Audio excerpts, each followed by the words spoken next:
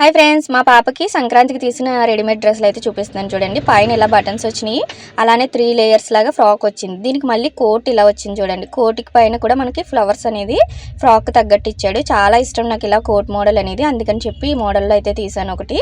నాకైతే బాగా నచ్చింది. మీకు నచ్చితే లైక్ చేయండి.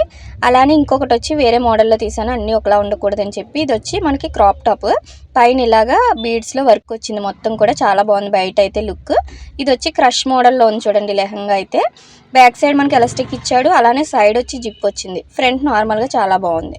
దీనికి మళ్ళీ ఫుల్ కోట్ వస్తుంది చూడండి. ఇదంతా కూడా కట్ వర్క్లో ఇలాగా వర్క్లా వచ్చింది. బ్యాక్ సైడ్ కూడా థ్రెడ్స్ ఇచ్చి జిప్ ఇచ్చాడు.